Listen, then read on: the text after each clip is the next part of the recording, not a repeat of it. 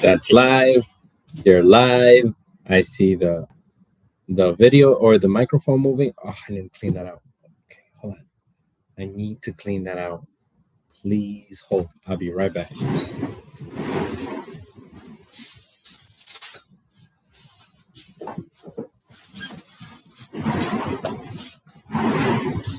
Okay. Welcome back, everybody, to another episode of It's a Matter of Life or Death. I am your host, Josue. Sorry, I'm just cleaning the camera from the other stream. There you go. That's so much better. Let me clean this camera too now that I'm at it. Okay. So I have both of my streams kind of like in the same place, same camera angle. So now I'm looking at both of you guys. I'm streaming on Facebook. I'm streaming on YouTube, two different platforms, and let's get going. It's so like how my beard is growing. Anyways, welcome back. It's another episode of It's a Matter of Life or Death. It's actually the fourth episode because it's the last week of April. I cannot believe it. A whole quarter is done. We are already through with the fourth month of the year, jumping into May. It's just crazy because the days are long, but the years just seem to fly by. So with that being said, I know I'm here a little bit late, but at the same time a little bit early. A little bit late because I said it was 4:30, but a little bit early because I'm usually here after 5.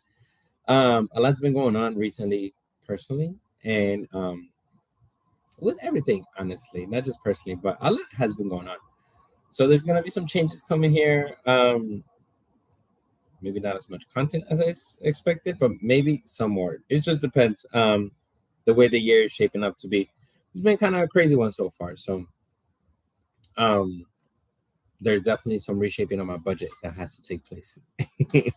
But anyways, aside of that, we're still here. Still gonna bring you guys the Matter of Life or Death because I really enjoy this segment. It connects me with the community, connects me with not only the English community, but the Spanish speaking community as well. Even though I have not really shown them much love, the past 2 Thursdays have been just like filled to the brim, busy for me. So it's been kind of hard. But aside of that, it's been pretty good. I think I've been able to manage to keep up with some posts. There's some posts that are gonna go up today about some future events that are going on in our community. So stay tuned. I know the newsletter kind of fell off the wayside, but that's just again because some restructuring. But no worries.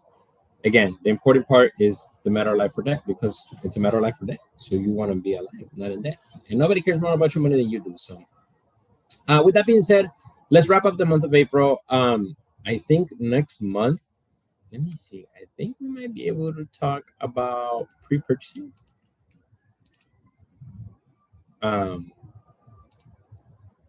I got caught up reading an email. This is why I don't like to look at this while I'm on the live, so that way I can just focus. But if I'm not mistaken, no, we talked about pre-purchase in March. That's why I thought pre-purchase next month. But we'll see. Maybe we'll probably do scams. I think scams is a national. Scams and schemes is like there's a national awareness month. So we'll probably say that for that at that time. But nevertheless, I am gonna come with you. I'm gonna come at you with a new topic, and it'll be great, and it'll be good to see you guys here. No matter what, I look forward to doing the segment for you guys. It definitely cheers me up, and it just I don't know. It gives me a reason to like spread financial knowledge. Not necessarily not that I'm not spreading it outside of It's a Matter of Life or Death, because I also do workshops and all this and all that, especially whenever I'm like talking to just like colleagues or networking and so on. I always spread the financial gospel, if you will. But here today is we're here to talk about the importance of not just passing that on amongst your peers, but passing it on amongst to the youth, to the younger generation, especially if you're a parent. I can't stress enough how much times we tell parents it's never too young to start teaching your kids about finances because finances are not taught in school. I never got taught how to balance a checkbook, let alone to write a check in school. let alone about taxes. I don't think I got, matter of fact, thinking back in my high school, during my high school days, my finance, I guess, class or like financial topic that they taught me was figuring out the median living age or figuring out the median living income of a town where I would want to live at, look at the houses, see how much the house is, and see how long it'll take me to pay off the house. Which in reality is not a bad thing. I mean, at least you're teaching them something to at least look for a median because that's something that's very important. Look for median salaries, especially when you're choosing a career to go into like college. And that was one of the questions that, or one of the topics that our counselors would talk to the students about whenever they would come in for student loan counseling. Do you know what you want to do? Do you know how much that makes annually, median? You know how much is the median salary, and are you able to go? Are you going to be able to pay your loans back with that median salary? And that's what you should base on how much you get on your student loans. So that's the importance of passing that information down to the youth, because if you don't know exactly what you want to go into by the time you're going to college, and then you get all these loans to support your college adventure, and the college adventure doesn't pay out like you thought it was going to pay out, then you're kind of left with a very big loan and a career that you don't really like, and now you're stuck paying it for at least 20 years. So super important to pass the information down to the younger generation. Now, I'm going to go and talk about some of the things we talked about this month, because it's National Financial Literacy Month, and we covered a lot of topics this past couple of weeks. Again, I'm not going to go into all of them in detail. You can catch those videos in our YouTube. You could also catch them here on our Facebook, but they'll probably be only here for one more week. Facebook only holds the videos for a month, but you'll catch them on our YouTube. So click on our link or click on our bio and then click on all of our links, and you'll find those on our YouTube page. You'll also find last month's, which was pre-purchase, and you also find a month before in February when we talked about reverse mortgages, and then in January we talked about our debt management program, and you could find us all in our YouTube channel. But if you want to look for some specifically, the first week of National Financial Literacy Month, we talked about just intro to budget and budgeting basics. Yesterday I posted the social media people. I don't like take full I don't like to take full credibility, control, well, I don't want to, it's not just me that does it. So but yesterday social media was posted, it's all about a budget, and that's what we talked about the first week, kind of how to set up a budget, dividing your income, understanding your income. That is huge, because you'll be surprised how many people do not understand their income. I used this example before, and there's this guy that does social media. He does kind of like financial counseling on social media, on YouTube, and not to promote him, shameless plug, not sponsored by Caleb Hammer. And the thing is, he gets on there, and the very first things he asks the people that come in for financial help is like, do you know how much you're getting paid annually? Some of them don't know. Like, okay, fair. You don't know how much you're making annually. Do you know how much hits your bank account every pay period? Do you know how often you get paid? And a lot of people don't know that either. So super important for you to just understand where your source of funds are coming, how much is hitting your account, and also understand how much of that needs to go out. What I mean when I say needs to go out is exactly that. Like, how much of that do you think should be going towards okay, it's not as dark as I thought.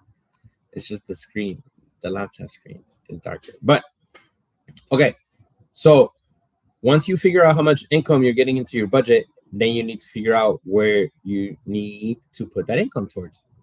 Some needs include like your housing needs, rent or mortgage payment, utilities. You definitely need those to survive, especially depending on how the utilities are divided upon you and your landlord and maybe your other tenants. So those are definitely necessities. If you have a car insurance necessity. All of the types of insurances are necessities. So now, once you figure out where your needs are going, where your money needs to go, it's a good idea to start separating it and just make sure that you don't spend that money. This is why a budget is such a good thing, because it kind of helps you understand where your money needs to go. And also it helps you understand where your money has been going. And while doing so, then you're able to figure out if where your money's going is appropriate for your funds, or if you want to make some changes, and that should propel you to make the changes that you need to create a better budget. Okay. Second thing is, we talked about the second week. We talked about credit, because credit is such a big thing in the United States.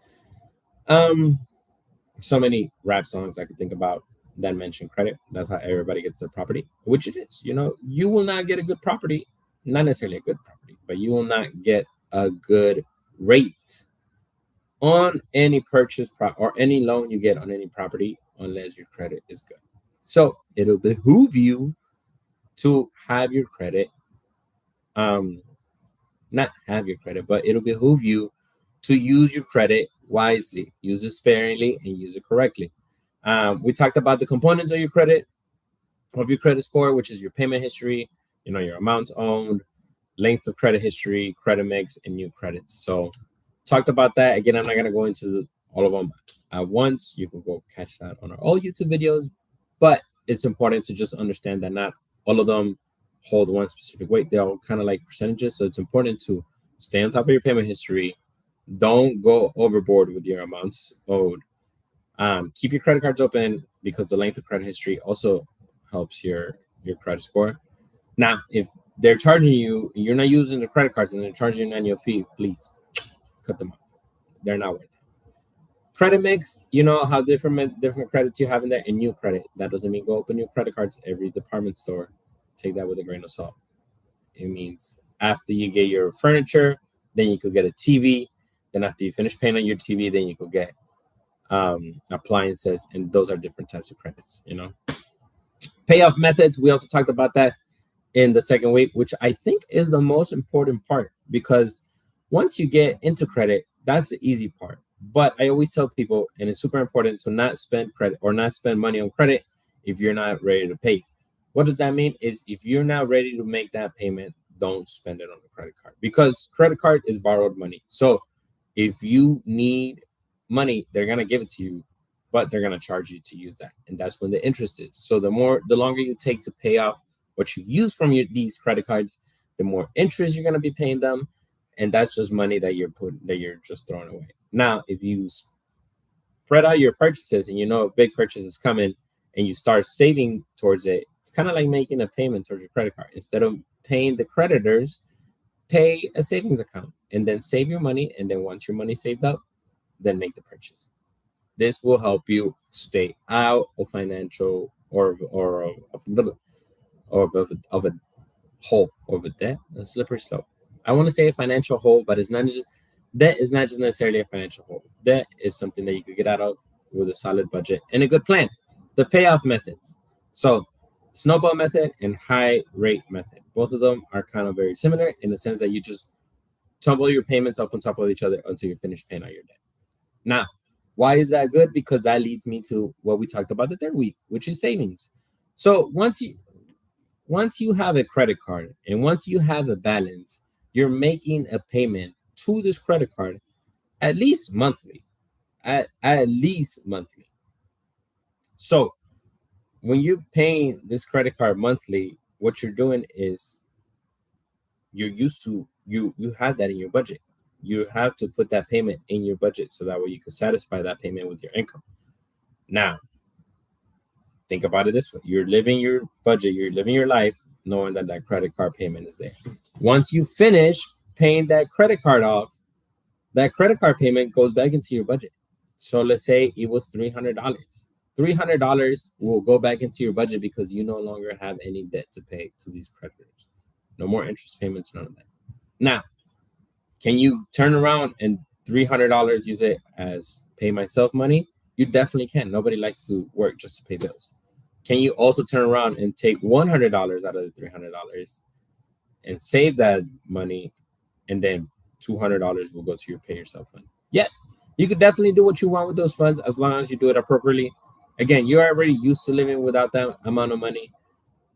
You could definitely turn that same amount of money into a savings account. And then not only that, that'll only help you start a savings habit, but it'll help you save towards your next purchase, whether it's a trip that you were just finished paying off, and it'll help you save towards your next trip, a down payment on a house, a down payment on a car. So be it. You're already used to living without that payment. Make sure that you don't create more payments for you, and then just save.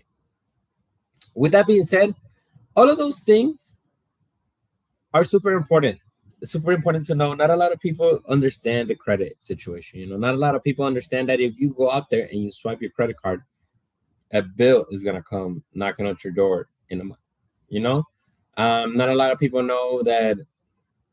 This is a good one. This is a good one that I used to use as an example. I haven't used it in a while because it used to happen so often, so long ago. So before, cell phone companies would give you a phone when you got into a contract with them. So for example, nowadays, the contract is the payments you make on your phone, if you guys aren't aware. So if you get a phone and you're making payments on it, that's kind of your contract.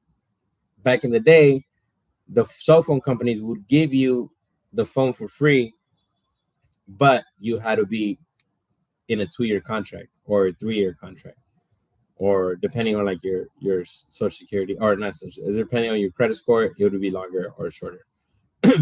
Anyways, so let's say you got the phone, right? And then you stop paying on that contract, they will send you the collections.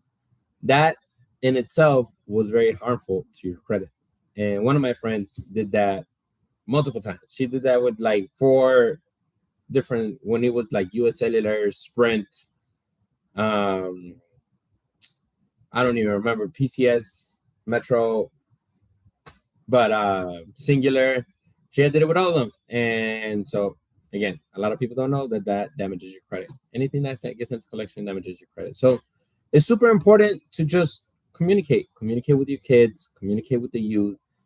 Again, especially if you are the parent, start giving them an allowance, start teaching them the meaning of money, start showing them how much it is to like earn money. I'm a big advocate of like creating chores and then rewarding your kids with money for chores. Because if you think about it, your work is a chore. If you are a janitor, you're cleaning, you're mopping floors. But guess what needs to be done at home? Mop floors. If I used to work at a gas station, I used to have to take out the trash. Guess what? At home, I used to take out the trash as well. So whenever they do stuff like that, reward them, help them get a summer job in the summertime for those in high school. So that way they understand that too. The process of clocking in and clocking out, the process of giving up your entire day to work a job and then needing that, or you need that to pay your bills. You need that to like satisfy. Maybe they want to buy a video game. So then they go work the whole summertime and they save up to buy that video game at the end of summer. That's super important. Just preparing them for what the real world is like, because once they get to the real world and they start working and they start seeing the money go towards bills, go towards food, and just go towards all these other things, and they can't afford what they want to get, it'll be not as rough as of a shock if you prepare them for them. If you prepare them appropriately beforehand. Allowances are a good way. Make them pay their phone bill. I'm a big about. I was telling my sister, now that my niece is in high school, that she should make her pay her own phone bill. Granted, she'll have to give her an allowance, but she'll have to be able to manage that and give her like enough, because it'll be like coming back to her in a sense. So I'm like, if you think about it, you give your you give your kid money, then you make them save it, so that way they're able to pay you for the phone. Then technically you saved, and now you have that money to use it. And if you just keep recycling that money, all of that will satisfy itself. So keep that in mind. Definitely pass this information down to the youth, because they're the ones that are going to be here after us, because Lord knows I'm getting older. Oh my God, guys, I turned 33 this year. Can you believe it?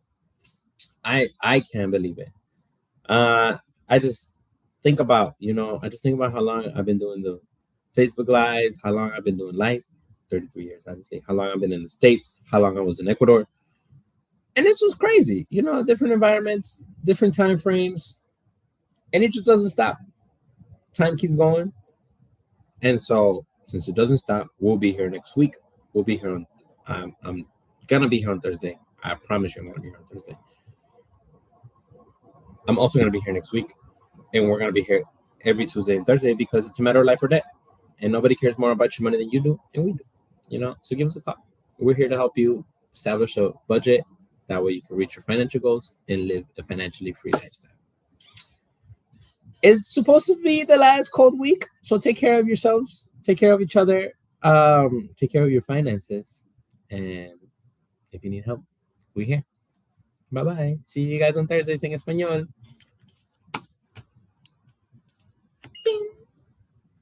I gotta end this one too.